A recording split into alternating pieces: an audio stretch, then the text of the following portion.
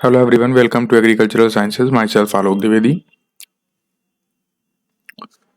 आज का सेशन में हम लोग डिस्कस करेंगे इलेक्ट्रिसिटी चैप्टर के बारे में, जो कि आपका फिजिक्स का चैप्टर है। और यहाँ पर हम कुछ इंपॉर्टेंट टॉपिक्स के बारे में डिस्कस करेंगे। आज एक बार मैं आपको एट अ ग्लेंस दिखा देता हूँ कि आज हम लोग क्या डिस्कस करने वाले हैं।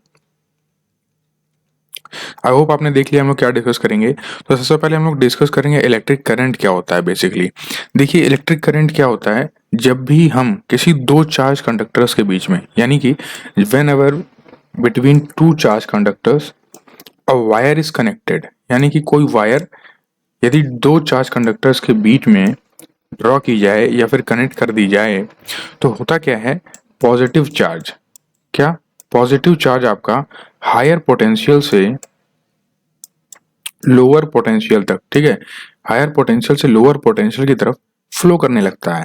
वहीं जो आपका नेगेटिव चार्ज है, वहीं जो आपका नेगेटिव चार्ज है, ये क्या होता है, ये लोअर पोटेंशियल से, कहाँ से, लोअर पोटेंशियल से हायर पोटेंशियल तक, एचपी, क्या, एचपी, इसकी तरफ जो है फ्लो करने लगेगा। ये चीज, ये फिनोमेना जो है होने लगता है जब भी हम दो चार्ज कंडक्टर्स के बीच में किसी वायर को कनेक्ट करते हैं, ठीक है। अब इससे हमको क्या समझना है, इससे हमको ये समझना है कि जब भी हम चार्ज कंडक्टर्स के बीच में कोई कनेक्ट कंडक्टर लगाएंगे, यानी कोई वायर कनेक्ट करेंगे, तो वहां पर चार्ज का फ्लो स्टार्ट हो जाएगा। यदि पॉजिटिव चार्ज है तो वो हायर से पोटेंशियल की तरफ बढ़ेगा, और जो नेगेटिव चार्ज है वो लोअर से क्या करेगा, हायर पोटेंशियल की तरफ बढ़ेगा। ये हमको ये बताता है कि जो इलेक्ट्रॉन का फ्लो है, जो इलेक्ट्रॉन का फ्लो है वो तो होने लगेगा, लेकिन वो क्यों होगा, वो इसलिए होगा जिससे कि जो पोटेंशियल डिफरेंस है एक पॉइंट का दूसरे पॉइंट से, उसको मेंटेन किया जा सके। यानी कि जो फ्लो ऑफ इलेक्ट्रॉन्स है, ये जो फ्लो ऑफ चार्ज है, ये हो क्यों रहा है, ये इस वजह से हो रहा है to maintain the potential difference, यानी कि इस पोटेंशियल डिफरेंस को मेंटेन करने के लिए ही ये इलेक्ट्रॉन्स और चार्ज का मूवमेंट होता है एक पोटेंशियल से दूसरे पोटेंशियल तक।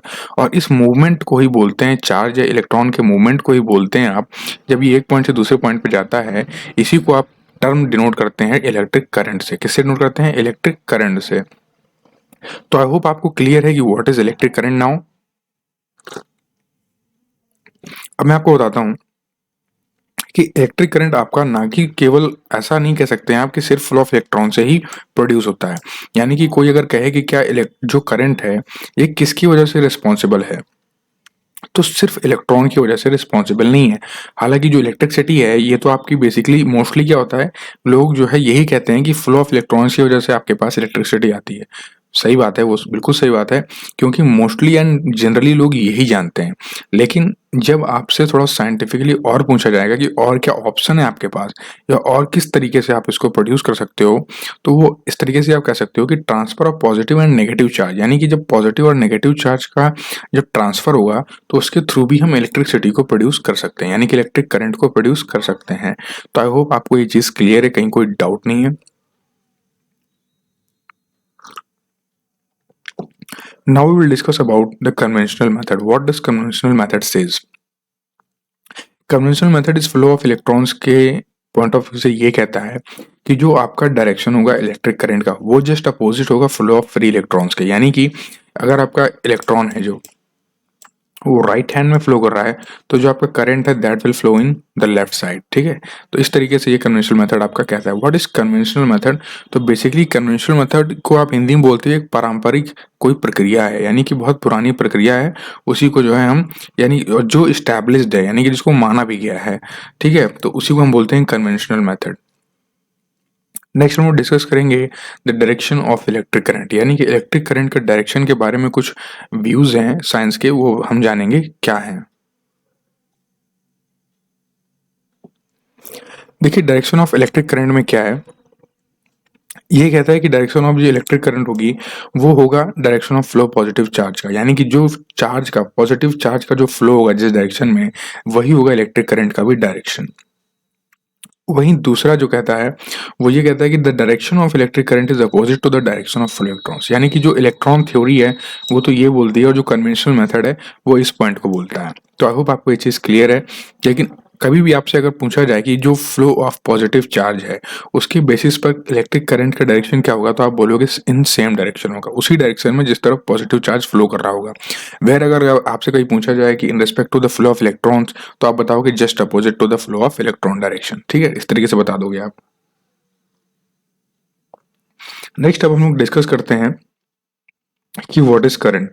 सो करंट मैंने आपको बताया क्या होता है, इसका फार्मूला अब आप जानिए, Q/T यानी कि चार्ज अपॉन टाइम, ये क्या होता है, करंट होता है। जो चार्ज की जो यूनिट होगी वो आपकी कूलम होगी और टाइम की होती है सेकंड, आपको पता ही है। तो कूलम पर सेकंड को इक्वल टू में हम 1 एम्पियर बोल देते हैं। क्या बोलते हैं, 1 एम्पियर, यानी कि करंट की यूनिट क्या होगी, एम्पियर में होगी। तो आई होप आपको ये क्लियर है। नेक्स्ट हम लोग डिस्कस करेंगे the relation between ampere and coulomb, यानी कि एम्पियर और कूलम के बीच में क्या रिलेशन है, इसके बारे में समझते हैं।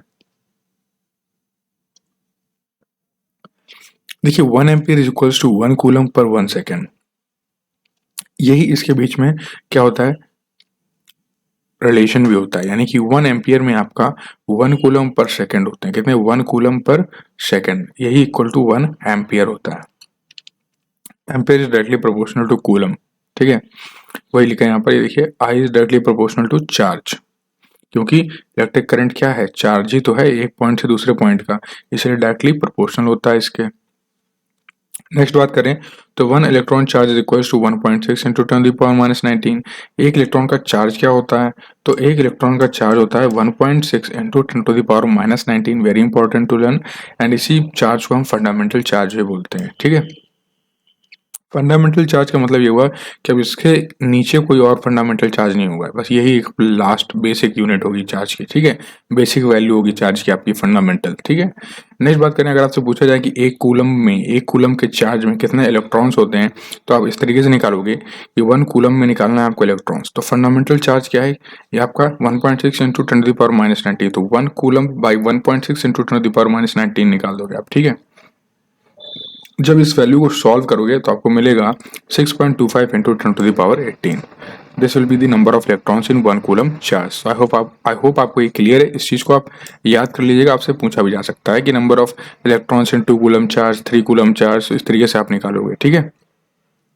इसीलिए आपको बहुत जरूरी है पता होना कि फंडामेंटल चार्ज की वैल्यू क्या है, तो वो है 1.6 इंटू 10⁻⁻19।